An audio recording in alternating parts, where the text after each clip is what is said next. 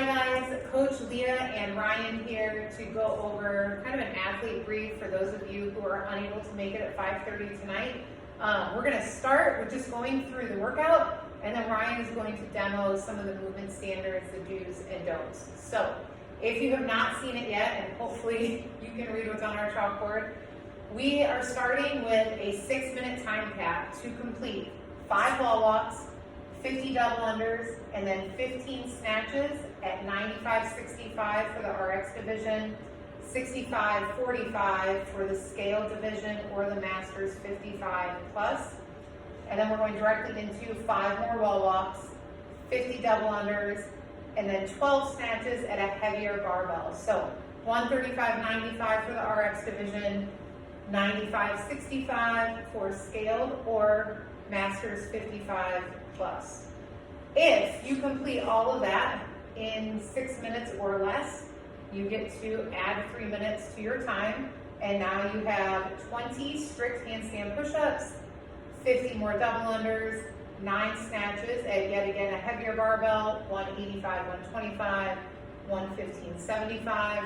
If you get through all of that by the 9-minute mark, we don't have it written, but you're going to go back to 20 strict handstand push-ups, 50 double unders, and now 6 snatches at an even heavier barbell. I believe the weights on that are 225, 155, and I don't remember. 135.95 for scaled and Masters RX. So time cap for the entire workout is 12 minutes, but again, you only get to add that 3-minute time frame if you make it through the first 2 snatch bars, and then you add 3 minutes. If you get through that in 3, you get to add that last 3. So a couple other modifications. One is the wall walks. For scaled athletes, you do not have to go all the way up the wall. We will demo this here in just a minute, but you are only moving your hands slightly behind the start line. For the double unders, if you are doing the scaled division, you are doing single unders, but the rep scheme does not change. It's still 50 reps there. And then the last one would be these strict handstand push-ups. So scaled athletes are doing hand release push-ups. Masters RX athletes can do kipping handstand push-ups. So hopefully this is pretty clear. I'm going to have Ryan go through some movement demos now, so I will step out of the way. Okay, so for these wall walks, the standard for the open and for what we are going to do tonight is there is going to be a line at the gym that is 10 inches away from the wall. So Ryan's pointing to it. It's obviously very hard to see with our chalk, but this is 10 inches away from the wall. There is another line drawn out in front that for the ladies is 55 inches away from the wall. For the gentlemen, it is 60 inches away from the wall. Those lines only apply, the 60, 55 only apply for the RX division. If you were doing the scale division, everybody is the 55 inches away from the wall. So what Ryan needs to do is to begin the wall walk, his hands have to start on the required line. It can be any part of your hand, fingertips, thumbs, whatever. They need to be touching that line. His chest and his thighs must also be on the ground. From here, he's going to kick both feet up onto the wall, and then once both feet are up on the wall, he can walk his hands back until any part of his hand touches that 10-inch line. And then he can come back down. His feet may not come off the wall until his fingertips hit that 60-inch line, and then again to the start position with chest and thighs on the ground. For the scale division, athletes need to have their hands starting on that 55-inch line. The start to the wall walk is the same, so both feet need to be on the wall before he starts moving his hands.